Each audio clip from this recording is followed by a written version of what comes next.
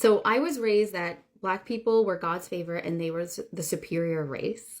And it was interesting to be raised with that mentality because I think it's different than a lot of how other like white people were raised.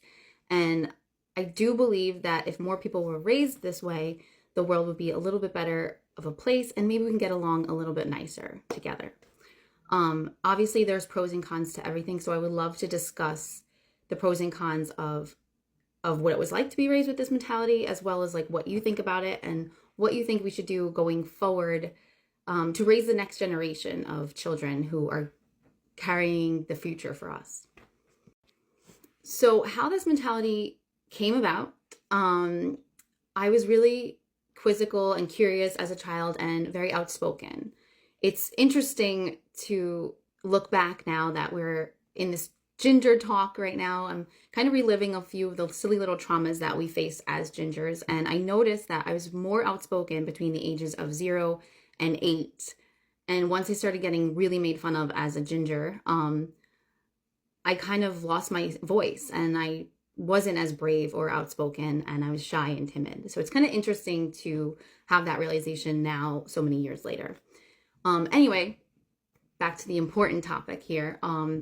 The way that this mentality was brought on to me was, as I said, I was very outspoken and, I was quizzical and curious as a child. So before the age of 6, I asked my mom, why do we call them Black people when they're more different shades of brown?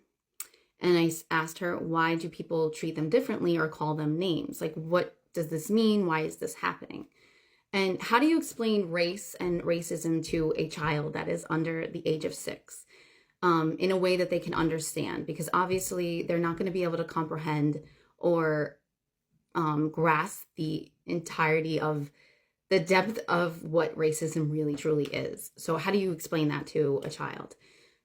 She knew that I loved my brownies and my cookies baked a little bit longer than you're supposed to because the crispy edge of the brownie was always my favorite. And I loved when the chocolate chip cookie was a little bit crispy on the outside and a little gooey on the inside. And that was the perfect way to bake the cookies and bake the brownies.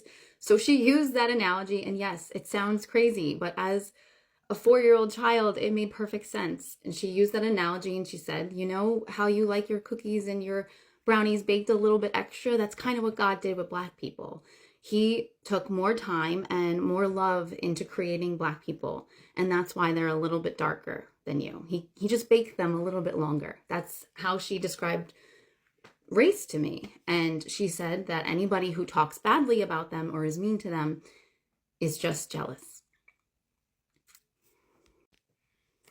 So right away, I was kind of just like completely infatuated and just in awe of Black people because I'm like, oh my gosh, what is it like to be God's favorite? What is it like to, just be loved a little bit more from God? Like, I just thought it was incredible and amazing. And so I always just gravitated towards Black people because I was like, oh my God, like they're so lucky. Do they know how lucky they are? Like, how cool is it that God spent a little bit more time on them? I was fascinated by it.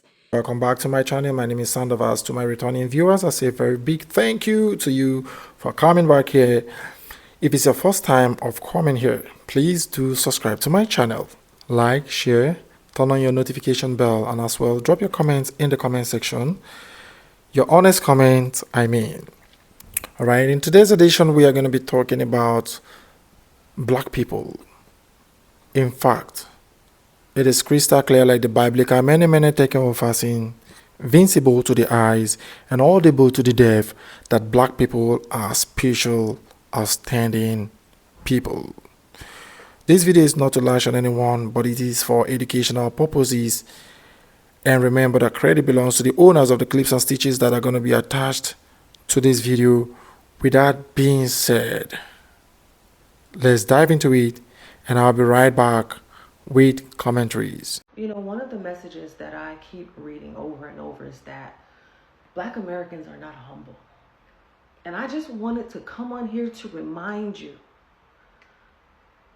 I'm not humble. I'm a Black American. Big B, not the little one. Black American, ethnic Black American, African American, colored, Negro, Solon, foundational Black American, ADOS. Choose one. It's all the same. And humble is not, I'm not one of those things. And I don't apologize. If Black people really wanted to flex, we could. And I don't have a problem with anybody. But if the problem is finding me, then you found the right one. Because I will lean into this privilege every time. And I want you to choke on my success every time you come to this page. Because I'm not a humble Black American. And I'll never be. I carry around big confidence, big intellect, hardworking. And this message is not even for anybody specific. I'm a little fed up with what I've seen. Not surprised, not disappointed, just a little fed up. So you got the right one on the wrong day. Honestly, I don't really have to do much. Because this is my birthright. I don't have to be humble. And this is for anybody. This is not a specific nationality or culture that I'm talking to. If I could say where we have gone wrong is the confidence. Stop allowing people to make you feel like you're less than. We have a birthright to America. And people are questioning who we are. Don't waste your time. You can't gaslight me out of my birthright. And I think that's why you're mad. Because no matter the talking points, at the end of the day, it is a birthright and a privilege to be a Black American. So stay mad. And every time you come to my page, I want you to choke on my success. Okay, I think I figured out why Harmony and people is calling Black Americans cowards and carrying on because we not out there in the streets. They thought that we had no self-control. That's what they thought. They thought that when we was doing all that stuff, like in 2020 and Ferguson and Baltimore and stuff like that, and LA riots and stuff like that, it was just because we, that we're so easily provoked that as soon as somebody do something to one of us, we don't have any strategy, we don't have any type of thought process. We just go like an attack dog. They thought that we had no self-control, and us deciding to sit out and being all on one accord and being strategic and not reacting is showing a level of self-control that they did not realize that we had. They thought they didn't know about us. They thought that we are messing up their perception of us. They are having a crisis about our identity, about Black Americans' identity. Everybody is. Immigrants are having a crisis about our identity. White folks is having a crisis about our identity. They thought that they could count on us. They thought they knew us. And they never knew us because they didn't know our motivations. They didn't know what we were doing. They just saw the effects and they heard what the media said and they took it and ran with it. So even the people that was like, oh, we support you, this and that, the other thing, they thought that we were, justified, but they also thought we were uncontrollable. Because that's why they'd be like, be peaceful when you go out there. I know you got to go out there, but do it like this. Like, they think they treat us like we're children, like we are feral, unruly children. And now that we are showing them that we was doing the whole time. But now that we are showing them now, we're good. You go ahead and do that. They can't handle it. They can't handle it because it's messing up what they thought they knew about Black Americans. This whole year has been a mind fuck for them between us sitting out, between us delineating. You know, we're really showing them in real time who we are. But we always knew, you know, what they say, if you don't know, now you know. Well, I guess I can be the one to let you know that when it comes to racism, prejudice, or microaggressions, we do not care what your intentions were. Since Black History Month isn't for me, it's for you, I want to let you know that impact matters so much more than intentions. We don't care what your ignorance was, where you were raised, how you grew up, or how you were thinking about it in the moment. What matters is it was harmful, it was offensive, it was damaging, and you should know better. Anytime anyone tries to use the excuse of ignorance, it's not an excuse. The youngest girl killed in the 16th Street Baptist Church bombing in Birmingham, Alabama, was 11 years old. Surely, at your big age, you don't think you deserve more grace, more understanding, more time to grow than the 11-year-old girl.